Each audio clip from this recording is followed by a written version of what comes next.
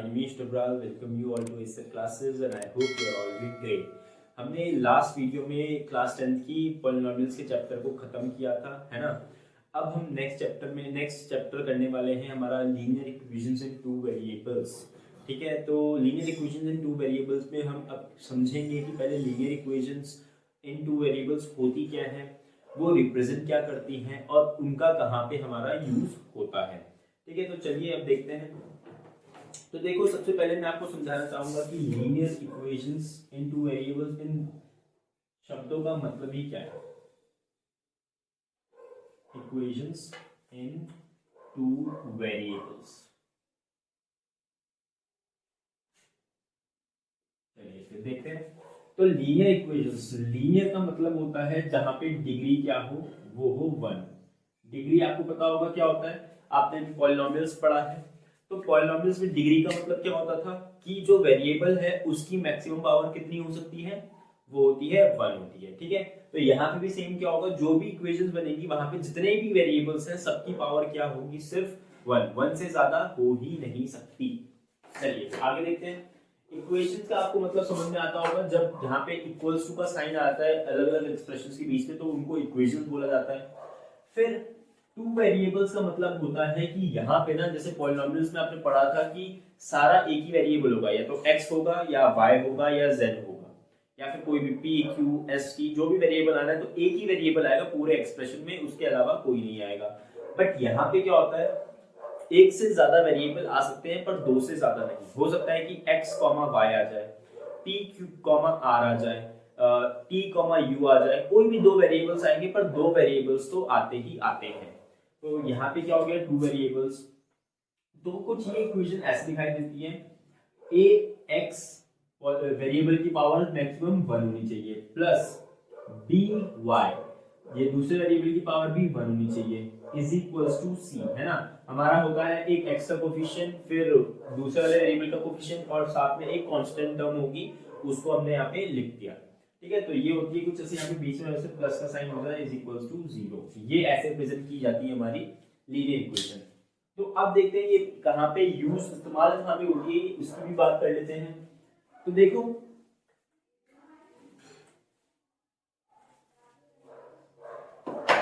मैंने आपको क्या किया, मैंने आपको दिए 200 रुपए, ₹200 का नोट आपको पकड़ा है, और मैंने बोला जाओ 10 रुपए की चॉकलेट और 20 रुपए वाला कुरकुरा दोनों लेके आने। आपको नंबर मतलब कि आप डिसाइड करेंगे कि कितनी चॉकलेट्स लानी है, कितने कुरकुरे लाने हैं, वो आपके ऊपर डिपेंड करता है। पूरे के पूरे 200 रुपए खर्च होने चाहिए और 200 से ज्यादा भी नहीं होने चाहिए। तो यहाँ पे आप क्या करेंगे, आप बोलेंगे कि यार एक चॉकलेट का कॉस्ट है ₹10, ठीक है, और एक कुरकुरे का कॉस्ट है ₹20, ये है। ठीक है, तो जैसे ये देखेंगे आप बोलेंगे चलो मान लेता हूं कि मैं खरीदता हूं X चॉकलेट्स और खरीदता हूं Y कुरकुरे। तो मुझे बताइए टोटल आपने कितने रुपए की चॉकलेट्स खरीदी होंगी और कितने रुपए के कुरकुरे खरीदे होंगे। तो आप बोलेंगे कि यार 10 रुपए की एक चॉकलेट है तो X चॉकलेट खरीदी है, तो इसीलिए क्या हो जाएगा 10x रुपीज का मैंने पूरे चॉकलेट्स खरीदी होंगी। फिर आप बोलोगे कि 20 रुपए का कुरकुरा है एक, तो Y कुरकुरे खरीदे तो कितने कुरकुरे खरीदे होंगे, कितने के खरीदे होंगे 20 इंटू Y, और इन दोनों को मैं ऐड कर दूं तो कितना आएगा, ये इक्वल टू आपका आ जाएगा 200। मतलब कि इन दोनों का जो टोटल खरीदने का पैसा है उन दोनों को मिला के 200 से ज्यादा होना ही नहीं चाहिए। तो यहाँ पे आपकी एक इक्वेशन बन जाएगी और आपको दिखेगा ये क्या एक लीनियर इक्वेशन इन 2 वेरिएबल नहीं है। x का कोफिशिएंट x की पावर सिर्फ 1 है, y का कोफिशिएंट y की पावर सिर्फ 1 है, और टोटल कितना है, एक कांस्टेंट के इक्वल। ठीक है, कांस्टेंट टर्म है ये। तो यहाँ पे हमारी लीनियर इक्वेशन बन जाती है। अब देखो, आप यहाँ पे बोलोगे यार मैं क्या करता हूँ, दो कुरकुरे, पहले तो यहाँ पे देखो, यहाँ पे आपका 0 0 0 कॉमन आता हुआ दिखाई दे रहा है, तो इसको काट लो, तो ये आ जाता है x + 2y = 20। ठीक है, ये हो गया, सिंपल हो गई हमारी इक्वेशन। आपने बोला यार चल मैं क्या करता हूँ ना, दो कुरकुरे खरीद, दो चॉकलेट खरीद लेता हूँ, तो दो चॉकलेट जैसी खरीदी तो क्या होगा, यहाँ पे x की वैल्यू 2 ले ली आपने plus 2y is equals to 20। यहाँ से 2y की वैल्यू आ जाएगी 18 और y की वैल्यू आ जाएगी आपकी 9। तो इसका मतलब क्या हुआ कि आपने चॉकलेट्स 2 खरीदी और कुरकुरे कितने खरीद सकते हो, फिर 9 खरीद सकते हो। फिर आपने बोला चल मैं क्या करता हूँ कि 2 चॉकलेट्स नहीं 4 चॉकलेट्स खरीद लेता हूँ और कुरकुरे देखता हूँ कितने ले पाऊंगा मैं। तो जैसे ही 4 चॉकलेट्स आपने खरीदी तो कुरकुरे आप कितने खरीद पाओगे, यहाँ पे 16 y इज इक्वल्स टू 8। तो जैसे ही आपने 4 चॉकलेट्स खरीद ली x इज इक्वल्स टू 4, आप कुरकुरे कितने खरीद पाए, सिर्फ 8। तो ये अलग अलग वैल्यूज आ गई। फिर आपने बोला यार चल मैं क्या करता हूँ 10 चॉकलेट्स खरीद लेता हूँ। तो चलो देखते हैं कि 10 चॉकलेट्स का कितना आता है। तो 10 chocolates plus 2y is equals to 220 sorry 2y is equals to 10 and y is equals to 5। तो यहाँ पे हुआ कि अगर आप 10 चॉकलेट खरीद लोगे तो कुरकुरे कितने खरीद पाओगे, वो खरीद पाओगे 5। तो आप इन सब के हिसाब से आपको जो चीज ज्यादा पसंद है, चॉकलेट ज्यादा पसंद है, कुरकुरे ज्यादा पसंद है, उसके हिसाब से आप डिसाइड कर पाओगे कि आपको चॉकलेट ज्यादा खरीदनी है या कुरकुरे ज्यादा खरीदने, या जैसे किस कॉम्बिनेशन में खरीदूं कि मैं अपनी फेवरेट चीज ज्यादा भी ला पाऊं और ऐसा भी नहीं करना कि बिल्कुल ही चॉकलेट्स खरीदी नहीं सारे कुरकुरे खरीदने, या कुरकुरे खरीदे नहीं सारी चॉकलेट्स खरीदी, ऐसा भी नहीं करना है। दोनों का कॉम्बिनेशन लाना है और इक्वल वो कर सकते हो। ठीक है, ये चीज होती है। अगर यहाँ पे देखो, अब ये बात तो हो गई कि ये लिनियर इक्वेशन कहाँ पे काम आ रही है। अब आप डिसाइड कैसे करोगे कि यार कौन सा वाला जो कॉम्बिनेशन है वो ज्यादा लो। ठीक है, हमें नहीं पता होता क्वेश्चन में, जो क्वेश्चन में सिचुएशन दे रखी है उसके हिसाब से जो बच्चा है उसने कितने कुरकुरे कितने चॉकलेट्स खरीदे होंगे हमें नहीं पता। हमें नहीं पता कि उसकी चॉइस क्या क्या है ना।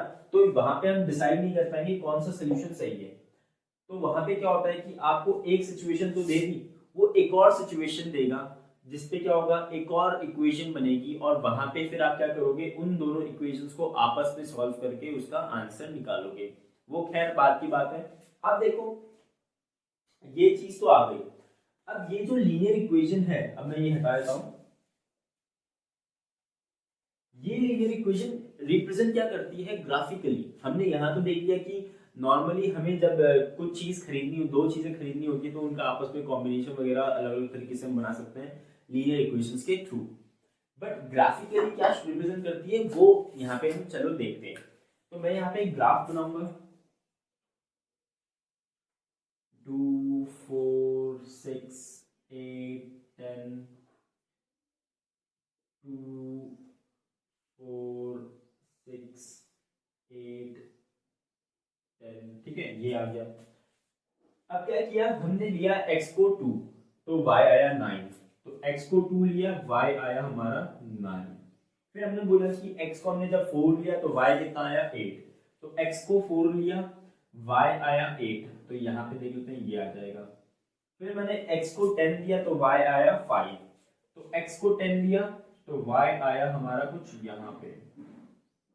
तो आप अगर ध्यान से देखेंगे तो ये आपको ना एक लाइन बनती हुई दिखाई देगी जब आप इन सारे पॉइंट्स को जोड़ दोगे।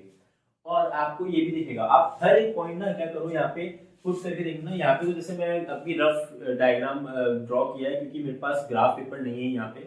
पर अगर आपके ग्राफ पेपर पे करोगे तो आपको पता लगेगा कि 8 पे भी क्या है, y की कुछ वैल्यू मिलेगी, है ना। यहाँ पे जाओगे ऐसे ऐसे ऐसे ऐसे, तो यहाँ पे क्या होगा, यहाँ पे भी एक लाइन खींचते हुए आपको ये y की एक वैल्यू मिल जाएगी। तो 8 कॉमा जो y की वैल्यू आएगी ये आएगी कुछ 5 पॉइंट समथिंग आएगी। तो उसको क्या करना, इस इक्वेशन में पुट करके देखना। तो आपको पता चलेगा कि वो इस इक्वेशन को सेटिस्फाई कर रही होगी। मतलब कि जब आप यहाँ पे मल्टीप्लाई करके ऐड करोगे ना तो ये 200 के इक्वल ही आएगा। फिर आप देखना कि 6 पे भी देखते हैं क्या आएगा। तो 6 पे आप करोगे ऐसे ऐसे लाइन खींचोगे तो यहाँ पे आपको दिखेगा कि ये कुछ 6 पॉइंट समथिंग वैल्यू आएगी 6 पे भी।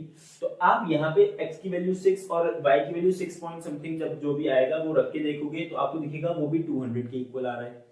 सारे जितने भी इस लाइन के ऊपर जितने भी पॉइंट्स है ना, उन सबको आप क्या करोगे, जब पुट करके देखोगे तो आपको पता लगेगा कि ये सारे ही पॉइंट्स क्या है, इस इक्वेशन को सेटिस्फाई कर रहे हैं।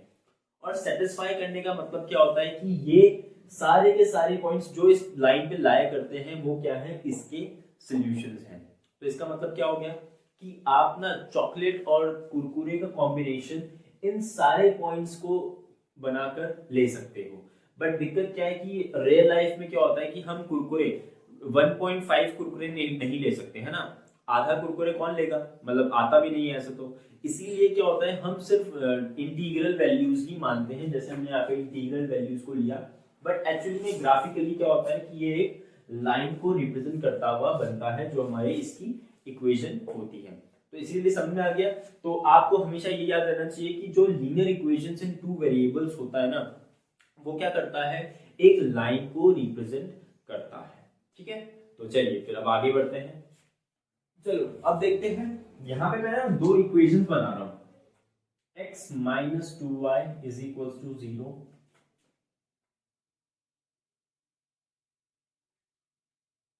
3x plus 4y is equal to 20। इनकी बात करते हैं। अब हम क्या करेंगे, एक एक करके ना दोनों लाइंस को ग्राफ में प्लॉट करेंगे, उसके बाद देखेंगे कि ये क्या कैसे बनते हैं।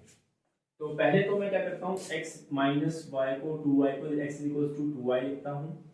अब देखो y की वैल्यू पहले 0 रखूंगा तो क्या आएगा, y इज इक्वल टू 0 रखूंगा तो x भी क्या आएगा, 0 आएगा। फिर यहाँ पे मैं क्या करूंगा, इसका एक वो बनाता हूँ डब्बा।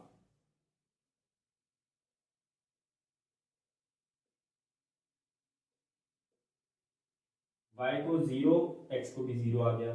y को 1 तो x क्या आ जाएगा, 1 इंटू 2 तो 2। x को 2 रखूंगा तो y को 2 रखूंगा तो x क्या आ जाएगा, 4, 2 4। तो ये हमारे कुछ पॉइंट्स आ गए। तो हम क्या करते हैं, यहाँ पे प्लॉट करते हैं। तो इसको भी ऐसे 1 1 2 3 4 5 6 और ऐसे करके आगे बढ़ाते रहेंगे जितना हमारा बढ़ता रहेगा। 1 2 3 4 5 6 ये आ गया। चलिए अब देखते हैं, x is equals to 2y का तो हमें मिल गया। तो यहाँ पे इसको प्लॉट कर देते हैं। तो 0,0 ये होता है, ये पॉइंट आ गया। 2,1 होता है, 2,1 तो ये पॉइंट आ जाएगा कुछ ऐसा। फिर 2,4 तो 4,2 यहाँ कहीं आ जाएगा। तो आप देखेंगे ये कुछ ऐसी लाइन बनती ही जाएगी। ठीक है, ये लाइन बन गई हमारी। फिर देखते हैं अब नेक्स्ट वाला। यहाँ पे मैं कहीं बनाया था इसका डब्बा, यहाँ बनाया था नीचे।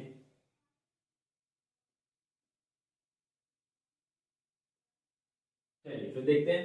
अब देखो 3x में क्या करेंगे हम, 3x is equals to 20 minus 4y, x is equals to 20 minus 4y upon 3।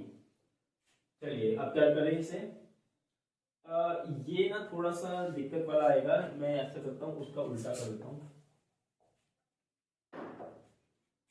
4y is equals to 20 minus 3x, y x sorry यहाँ पे x, और y is equals to 20 minus 3x by 4। ये कुछ ऐसा आएगा। अब देखो x की वैल्यू अगर मैं 0 पुट करता हूँ, यहाँ पे x की वैल्यू 0 पुट करूँ तो y कितना आएगा, y इज इक्वल्स टू आ जाएगा 20 by 4 which is equals to 5। तो ये 5 आ जाएगा। फिर देखो और भी करते हैं हम लोग। x की वैल्यू अगर 1 पुट करूंगा तो दिक्कत वाला आएगा। x की वैल्यू 2 पुट कर देते हैं। तो जब 2 पुट करूंगा तो ये 3 2 6, तो 20 माइनस 6 क्या होता है, 14। तो 14 बाय 4, ये 2 से कट जाएगा 7 टाइम्स, क्या आ जाएगा 3.5 आ जाएगा ये। तो ये y आ गया 3.5। फिर देखते हैं, अगर x की वैल्यू मैं 4 पुट कर दूं, 4, तो ये आ जाएगा y is equals to 20 minus 12 upon 4, ये आ जाएगा 8 upon 4 which is equals to 2। तो यहाँ पे क्या पुट करी थी 4, तो x की वैल्यू 4, y की वैल्यू 2। तो ये हमारे पास आ चुका है। तो अब क्या करते हैं, इसको भी प्लॉट करके देखेंगे हम। तो 0,5 0,5 तो ये आएगा कुछ ऐसा। फिर 2,3.5 2,3.5 तो 3.5 कहीं यहाँ पे होगा ये, तो ये आ जाएगा कुछ ऐसा। ठीक है, ये आ गया। फिर देखो 4,2 तो 4 पे ये होना चाहिए 2, तो ये सेम आ रहा है। तो देखते हैं यहाँ पे ये तो देखिए आपको ऐसी लाइन मिली होगी जो क्या कर रही है, दोनों लाइंस एक दूसरे को इंटरसेक्ट कर रही है। ये थी x minus 2y is equal to 0 और ये थी 3x plus 4y is equal to 20। तो यहां से इसका मतलब है कि जब भी दो लाइंस किसी पर्टिकुलर पॉइंट पे क्या करती हैं, एक दूसरे को इंटरसेक्ट करती है ना, तो वो क्या होता है, इन दोनों लाइंस का कॉमन सोल्यूशन होता है। ये है 4,2। 4,2 क्या है, इन दोनों लाइंस का कॉमन सोल्यूशन है। और यही हमें क्या देता है, एक पर्टिकुलर सोल्यूशन देता है किसी भी सिचुएशन का। जैसे मैंने आपको कुरकुरे और चॉकलेट वाला सिचुएशन दिया था, तो वैसे ही मैं क्या करता, अगर पहली सिचुएशन दी और दूसरी एक और सिचुएशन दे देता, ठीक है। और सिचुएशन का मतलब है कि पहली इक्वेशन और दूसरी इक्वेशन, ऐसे दो इक्वेशन दे देता। तो दोनों इक्वेशंस को जब आप ग्राफ में प्लॉट करते और वो जहां पे एक दूसरे को कट करते ना, तो इसका मतलब है वो क्या होगा कि जो हमारी सिचुएशन में जो भी बच्चा है, जैसे आप थे इस टाइम पे, तो आपने एग्जैक्टली कितनी चॉकलेट्स और कितने कुरकुरे खरीदे होंगे कि आप उन दोनों सिचुएशन को सेटिस्फाई कर पाओ, ठीक है। क्योंकि क्या होता है कि जब आपको एक इक्वेशन दी रहती है ना, तो आप उस इक्वेशन के कितने भी सॉल्यूशंस निकाल सकते हो। जैसे यहाँ पे इस इक्वेशन, इस वाली इक्वेशन के कितने सॉल्यूशन, 3 तो मैंने ऐसे ही निकाल दिए। अब y की वैल्यू अलग अलग पुट करते रहते हैं, x की वैल्यू अलग अलग आती रहती है। वैसे ही यहाँ पे भी इस लाइन में भी जितनी भी वैल्यू पुट करते हैं, सारे सॉल्यूशन आते रहते हैं। तो कौन सा सॉल्यूशन हम पिक करें, हमें नहीं पता चलता है। इसीलिए हम क्या करते हैं, दो इक्वेशंस देते हैं और दो इक्वेशंस देने के बाद कहते हैं कि इनको सॉल्व करो आपस में और बताओ कि एग्जैक्टली x और y की वैल्यू क्या होने वाली है। तो जहां पे भी वो लाइंस एक दूसरे को कट करती हैं, वही क्या होता है, एग्जैक्ट वैल्यू ऑफ x और एग्जैक्ट वैल्यू ऑफ y आपको देता है। यहाँ पे x की वैल्यू क्या हो गई, 4 हो गई, और y की वैल्यू क्या हो गई, 2 हो गई। तो ये हो गई हमारी एग्जैक्ट वैल्यूज, ठीक है। तो ग्राफिकली आप बोलेगा कि किसी भी दो लीनियर इक्वेशंस का आप क्या करो, सोल्यूशन निकालो। तो क्या करना है, उनको ग्राफ पे प्लॉट करना है और प्लॉट करने के बाद देखना है कि वो कहाँ पे कॉमन पॉइंट उनका कट हो रहा है, ठीक है। जहां पे भी कॉमन पॉइंट आ रहा होगा, वही कॉमन पॉइंट आपका क्या माना जाएगा, सोल्यूशन ऑफ द इक्वेशन माना जाएगा, इक्वेशंस माना जाएगा, ठीक है। तो चलिए ये भी आप नोट कर लीजिए, उसके बाद हम आगे बढ़ते हैं। तो चलिए अब देखो यहाँ पे क्या होगा, जरूरी है क्या लाइंस हमेशा एक दूसरे को कट करेंगी, क्या जरूरी है ये, मुझे बताइए। तो ऐसा जरूरी नहीं है, हो सकता है दो लाइंस क्या हो आपस में पैरेलल, ठीक है। ये ऐसी लाइंस भी बन सकती है ग्राफ में, और कभी कभी ऐसा भी हो सकता है कि एक लाइन ऐसे बनी और दूसरी लाइन यहाँ कहीं बन गई। तो आप अगर देखेंगे इन दोनों को एक्सटेंड करेंगे तो क्या होगा, ये दोनों एक दूसरे को ओवरलैप करते हुए दिखाई देंगी। तो ओवरलैप का मतलब क्या हो गया कि ये कोइंसिडेंट लाइंस हैं, ये एक दूसरे के ऊपर क्या है, वो रखी है, मर्ज हो रखी है। तो यहाँ पे भी मैं बता दूं, जब भी आपको दो पैरेलल लाइंस आपको ग्राफ में मिले, तो इसका मतलब क्या है कि वो लाइंस क्या होंगी, उन दोनों लाइंस का कभी आपस में सोल्यूशन होगा ही नहीं। कभी कभी ऐसी सिचुएशन होती है ना मैंने आपको कोई इम्पॉसिबल सिचुएशन दे दी, दो लीनियर इक्वेशंस दे दी, वो उन दोनों का कभी आपस में कॉमन सोल्यूशन हो ही नहीं सकता।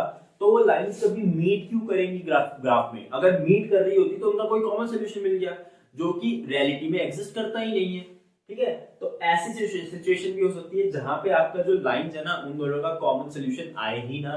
और ऐसी भी सिचुएशन हो सकती है जहां पे लाइंस का ना सारे ही पॉइंट्स क्या हो जाए, कॉमन सोल्यूशन हो जाए। मतलब कि ये वाला पॉइंट भी रखा तो भी वो सोल्यूशन मतलब सेटिस्फाई कर रही है दोनों इक्वेशन, ये पॉइंट भी रखा तो भी सेटिस्फाई हो रही है, ये पॉइंट भी रखा तो ये इनफाइनाइटली मेनी सॉल्यूशंस, ये नो सॉल्यूशंस, और ये यूनिक सॉल्यूशन वाला केस होगा। तो ग्राफ में आपको बहुत सारे सिचुएशंस ऐसे दिखने वाले हैं, तो उससे घबराना मत कि ऐसा कोई कहीं पे कट नहीं कर रही है एक दूसरे को, तो बोल देना कि उसका कोई भी सॉल्यूशन नहीं है, कॉमन मतलब वो नहीं है। और यहाँ पे बोलना कि सारे इनफाइनाइटली मेनी कॉमन पॉइंट्स इसके आ रहे हैं, ठीक है।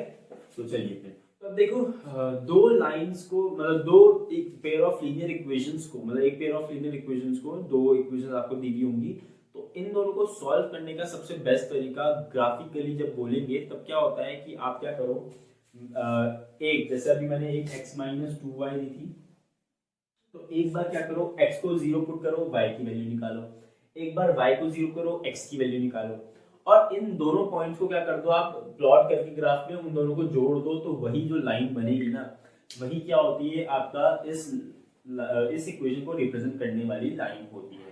तो सबसे आसान तरीका यही है। तो अभी मैं एक नेक्स्ट क्वेश्चन करके दिखाता हूँ आपको, और अच्छे से समझ में आ जाएगा क्या हो रहा है। तो अब देखो क्या कह रहा है कि Romila went to a stationery shop and purchase 2 pencils and 3 erasers for ₹9। उसने क्या किया, रोमिला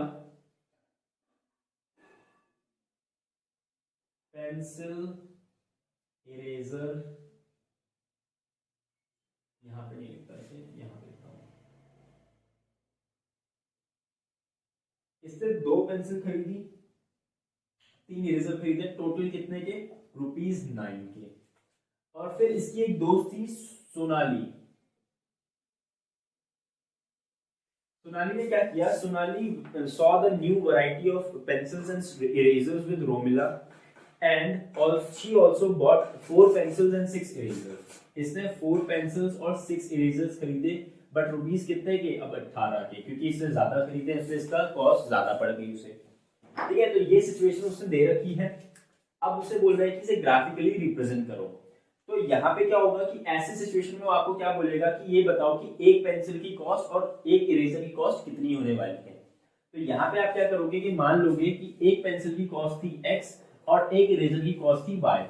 तो मुझे बताओ रोमिला की सिचुएशन के हिसाब से अगर उसने 2 पेंसिल खरीदी तो उसकी पेंसिल कितने की आई होगी, एक पेंसिल की कॉस्ट है x, तो x इंटू 2, तो ये हो जाएगा 2x। ठीक है, फिर उसने 3 इरेजर खरीदे, तो एक इरेजर अगर y रुपीस का है तो 3 इरेजर कितने रुपीस के होंगे, वो होंगे 3y के, प्लस उसका टोटल अमाउंट कितना आया 9। ठीक है, तो ये एक इक्वेशन बन गई। फिर आप बोलोगे सोनाली ने अगर 4 पेंसिल खरीदी है तो उसका आएगा कॉस्ट 4x, प्लस उसका आएगा इरेजर का कॉस्ट आएगा 6y इज इक्वल्स टू आ जाएगा 18। अब क्या करेंगे, हम इनका ग्राफिकली वो निकालेंगे। तो देखो 2x plus 3y is equals to 9 से आप निकालोगे यहाँ पे 2x is equals to 9 minus 3y, x is equals to 9 minus 3y by 2, ये हो गया। अब यहाँ पे क्या करो, वो वैल्यूज पुट करो। तो x आपने क्या किया, y की वैल्यू 0 पुट करोगे तो 9/2 आएगा, तो x की वैल्यू आएगी 4.5। ठीक है, तो यहाँ पे मैं इसका वो बनाता हूँ एक्स वाई, तो y की वैल्यू 0 तो इसकी वैल्यू 4.5। फिर यहाँ पे y की वैल्यू 1 पुट करोगे तो देखो क्या होगा, y की वैल्यू जब 1 पुट होगी तो ये 3 आ जाएगा, तो 9 माइनस 3 6/2 हो जाएगा आपका 3, तो 1 और 3 आ जाएगा। फिर यहाँ पे ये आ गया, तो मैं यहाँ पे ग्राफ बनाता हूँ। तो 1 2 3 4 5 1 2 3 4 और आगे चलते हैं 5। ठीक है, ये हो गया। अब क्या करते हैं हम लोग, इसकी भी देखते हैं। 4x is equals to 18 minus 6y, x is equals to 18 minus 6y upon 4। तो x की वैल्यू अगर यहाँ पे 0 पुट करेंगे तो 18/4, तो 4 4 सा 16, 4 4 सा 16 हो जाएगा, 2 बचेगा 0.5, तो ये भी वही आ रहा है सेम।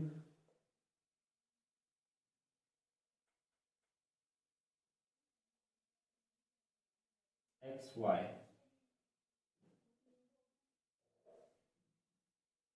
कुछ अच्छी वैल्यू पुट करते हैं, फिर ऐसा सेम नहीं आनी चाहिए, ऐसा अच्छा नहीं लगता है। डिफरेंट वैल्यू पुट करें अगर, तो यहाँ पे हम क्या करेंगे, इसका 2 पुट करेंगे तो ये 6/4 आएगा। 6/4 का मतलब हो जाएगा कि 4 1 जा 4 और 4 5 जा 20, तो 1.5। तो y की वैल्यू हमने क्या पुट करी थी, 2 पुट करी थी, तो यहाँ पे आया 1.5। फिर यहाँ पे अगर करें पुट 3 3 6 जा 18, 18 माइनस 18 0, तो यहाँ पे क्या हुआ 3 और 0, तो ये आ गई इसकी value.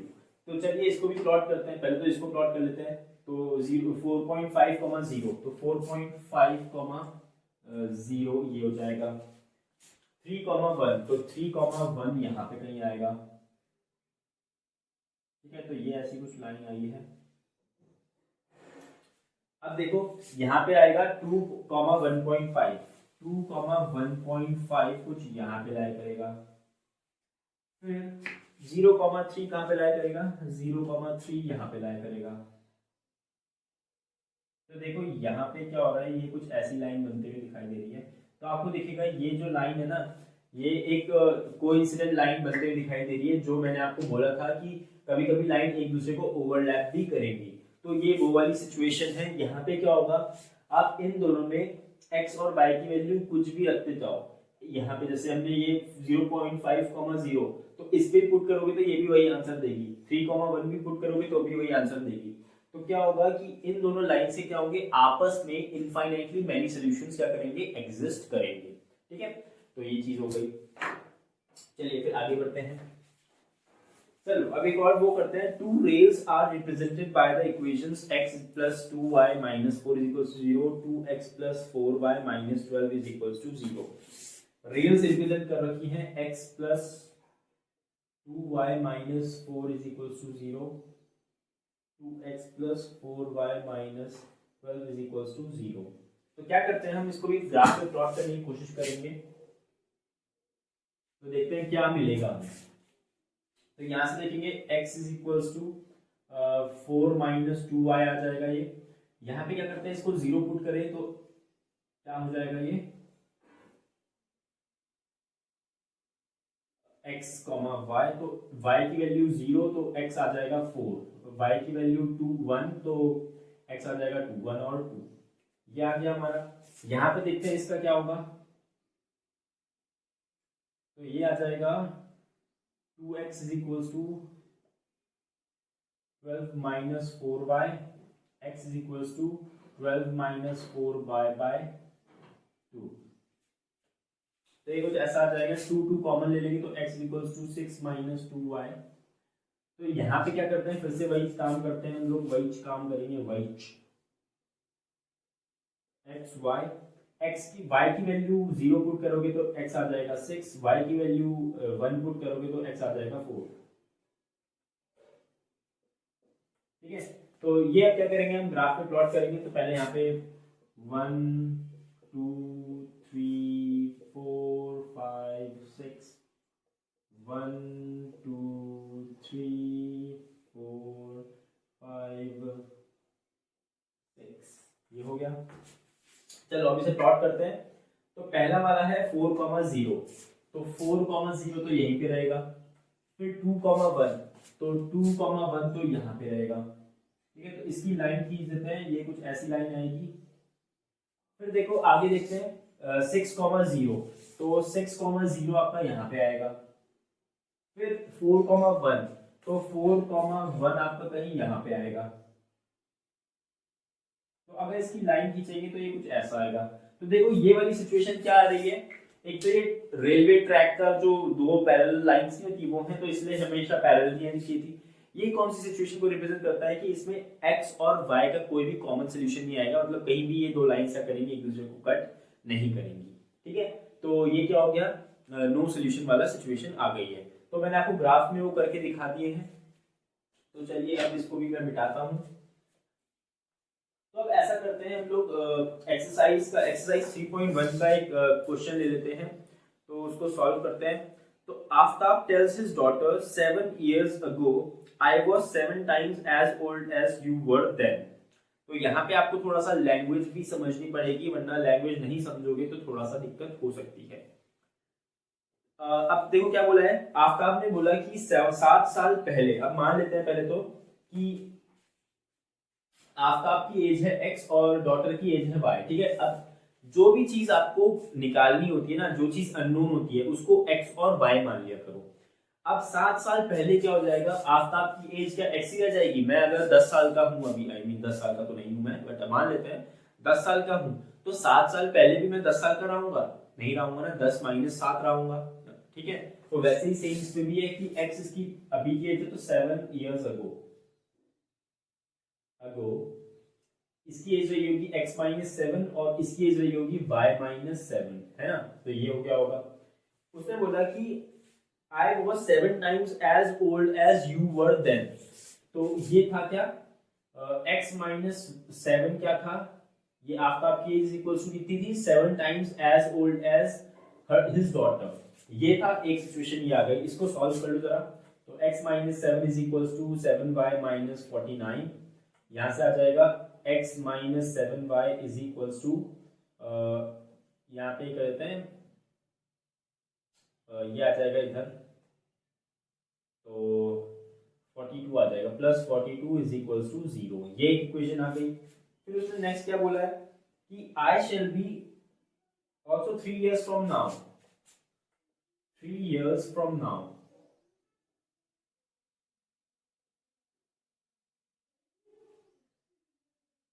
I shall be 3 times as old as you will be। तो अब देखो 3 साल बाद जो x की एज होगी, y आफ्ताब की एज होगी वो x प्लस 3 हो जाएगी, और डॉक्टर की एज भी y प्लस 3 हो जाएगी। उसने बोला है कि I shall be 3 times as old as you, तो x plus 3 is equal to क्या हो जाएगा, 3 इंटू वाई प्लस 3, ये हो गया है ना, कि जो आफ्ताब की एज है वो कितनी हो जाएगी, 3 times the age of his daughter. यहाँ पे हो जाएगा x plus 3 is equal to 3y plus 9, या फिर हो जाएगा x minus 3y is equal to 3, इधर चला जाएगा तो यहाँ पे माइनस 6 आ जाएगा। तो ये दो इक्वेशंस बन गई है। अब आपको क्या करना है कि इन दो इक्वेशंस को का सॉल्यूशन, वो पॉइंट्स निकाल के इसको प्लॉट करके दिखाना है। तो ऐसा कीजिए, ये आपका होमवर्क है, मैंने आपको यहाँ पे तक दिखा दिया है कि इक्वेशंस कैसे निकालनी थी। अब क्या करोगे, आप इसको ग्राफ में प्लॉट करके देखोगे, और क्या करना है, रिप्रेजेंट ही करना है, सोल्यूशन तो निकालना नहीं है, तो सिर्फ रिप्रेजेंट करके आप इसको दिखाओगे, ठीक है। तो ये आप आज के लिए ये आपका होमवर्क हो गया है। तो फिर हम लोग मिलते हैं नेक्स्ट वीडियो में, तब तक के लिए थैंक यू सो मच।